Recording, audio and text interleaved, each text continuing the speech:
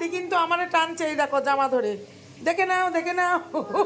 এই যে আমি যে ক্যামেরা করব আমারে টানছে, এই দেখো। গুড আফটারনুন বন্ধুরা, তো কেমন আছো সবাই? আজকের ব্লগটা দেখো পিঠের গোলা দিয়ে শুরু হচ্ছে।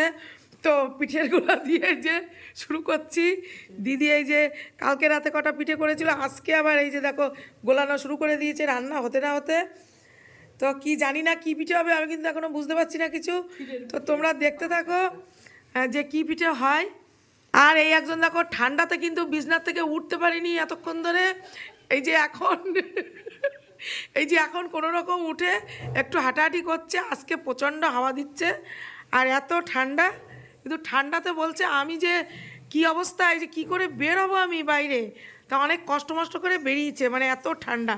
পায়ে একটু ব্যথা আছে, সে ব্যথাটা নিয়ে মানে পুরো বিছনার মধ্যেই ছিল এতক্ষণ। আর এই যে দেখো ভাইয়ের কাজ করছে, এই যে দেখো কি করছে।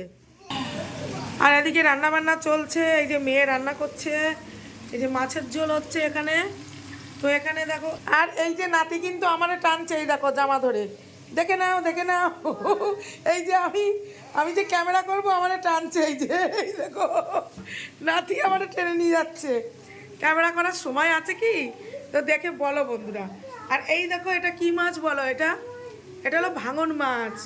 কালকে হচ্ছে রুই মাছ, পরশু হয়েছিল শোল মাছ, আর এটা ভাঙন মাছ। আর এই যে এখানে দেখো ডাল হয়ে গেছে মূলোর ডাল, কারণ পৌষ মাস চলে যাচ্ছে, এরপরে তো আর ডাল খেতে পারবো না, তাই মূলোর ডাল। আর এই যে পেঁচকলি আলু ভাজি, আর মনে হয় সর্ষের বড়া হবে। আর ওদিকে তো মাছ দেখালাম, সর্ষের ফুলের বড়া।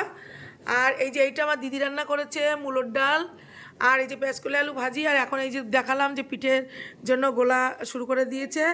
আর এদিকে এই যে ভাই দুষ্টু করছে। ঠান্ডাতে আজকে সব স্নান কি করে কি হবে জানি না, সব স্নান করতে আজকে খুব কষ্ট আছে। গরম জলেই আজকে স্নানটা করতে হবে মনে হচ্ছে। তো চলো দেখতে থাকো। আর এই দেখো কত ধনেপাতা নিয়ে এসছে বাজার থেকে।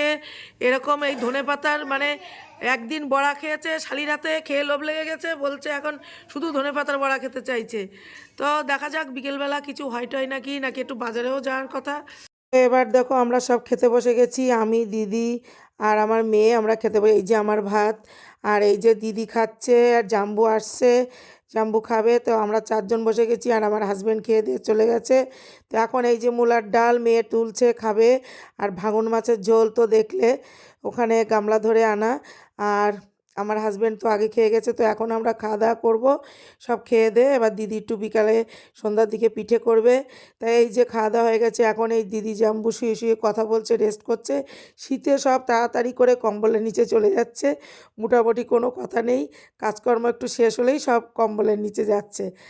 আর এদিকে এই যে আমার মেয়ে চা করে এনেছে, আমার পাগলি মেয়েটা চা করে এনেছে, তাই আমরা চা খাচ্ছি। যে জাম্বুরে বলছি বিস্কুট খাবেন, বলছে না আমার এখন পেটে আর কোনো জায়গা নেই, এই চাটা খাচ্ছি, এটাই আমার বেস্ট। তো এই যে দিদি ঠান্ডার মধ্যে দেখেও দিদিরও কি অবস্থা। দিদি ওই যে চাদর টাদর মুড়ি দিয়ে চা খাচ্ছে, মেয়েও এসছে, মেয়ে টুকটাক কী করে বেড়াচ্ছে কাজকর্ম। আমিও চাটা খেয়ে এই যে দিদি চলে এসছে পিঠে করতে। এই যে দেখো পাটিসাপটা পিঠে করছে। তো এখানে নারকেলের পুর দিয়ে হচ্ছে আজকে। তো আগের দিন করেছিল শুধু সন্দেশ দিয়ে, আর আজকে দুটো দিয়েই হচ্ছে, নারকেলের পুর দিয়ে একটা পিঠে হচ্ছে আর একটা সন্দেশ দিয়ে হয়ে গেছে। তো এখন আজকে এই পাটিসাপটাই হবে।